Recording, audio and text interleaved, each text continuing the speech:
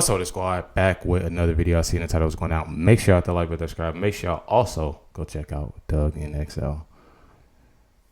Y'all see, it's like Trump is, and I don't want to jinx it. Let me knock on wood. Knock on wood. Because he doing this. He doing what he needs to. He doing what he needs to do. And honestly, I can't even say that he's doing what he needs to do. I feel like everything is working out, like it should, because of how corrupt and messed up people can be. And that's just what it is. That's how I think about it. Regardless, how anybody look at it, I think it's just one of those things. I think it's just one of those things. This stuff is in God's hands. Of course, we can vote, we can do this and we can do that, but it's in God's hands. Make sure you like with that subscribe. Let's get in the video. Trump scores this massive win against Fani Willis because his appeal went through. Remember, Judge McAfee kind of set him up for an appeal.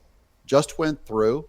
They agreed to it. This is they agreed to it. By they, I mean Georgia Appeals Court has just granted Trump's request to consider whether Fani Willis should be disqualified in his criminal case. This goes directly against her. I have the article over here at Just in the News. Welcome to Doug in Exile. This is where the happy patriots are. And this strikes a giant blow, not only against Fani Willis, but against Jack Smith's big plan in Fulton County. It certainly will drags it even farther back, pushing it probably past the election.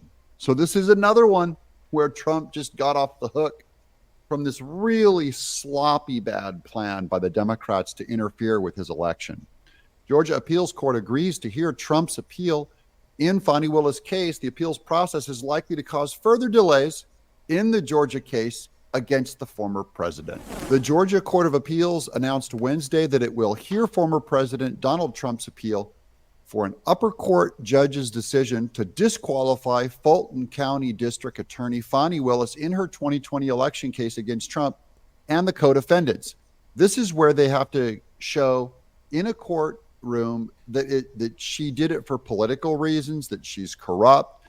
They could have her removed. Anyways, this is going to push it way past the election. And the whole goal for this is for them to interfere with his election. So big fail on that part. I'll show you the actual document too. We'll read that together. But first, the rest of this article. Quote, upon consideration of the application for an interlocutory appeal, it is ordered that it hereby be granted.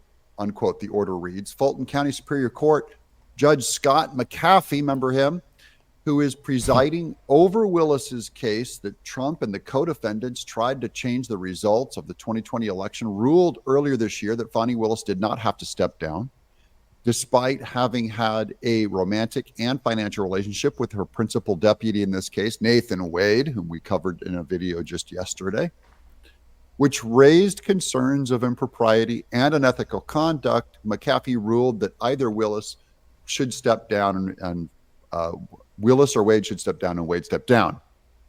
So that's the article. Now let's get to the document. First, let's check in on how Jack Smith is doing. Ain't looking good, y'all. Looks like everything's going fine for Jack Smith.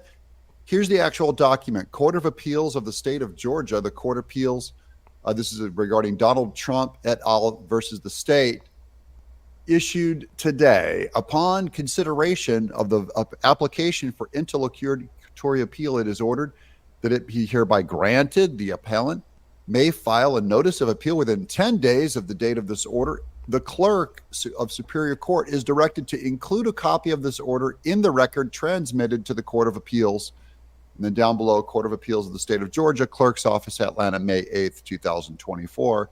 And it's signed by the clerk, Stephen Castle something. So Trump's off the hook for now. And if this pushes it back beyond the election, this whole thing will go away. So this is good news. We celebrate all victories. Oh, yeah. But this is a big one. This is the one that had, remember, 18 co-defendants, RICO charges. It was totally an overreach and ridiculous. Fani Willis is going around in her community bragging all the time. and now she's crying in her soy milk. Don't forget to subscribe. I'm Doug. I honestly, and I don't ever want to wish. I don't ever want to wish anything bad on nobody, and I don't ever wish nothing bad on anybody. But I just look at the fact that, like, when I say that, this is in God's hands, this is in God's hands. Regardless of however, we looking at the situation, Fani and what she's doing, what she's about, and it's just not Trump. It's so many other, cases and things that she has going on that she does so cruel and negative to others. We talked about the father, that we covered a few days ago.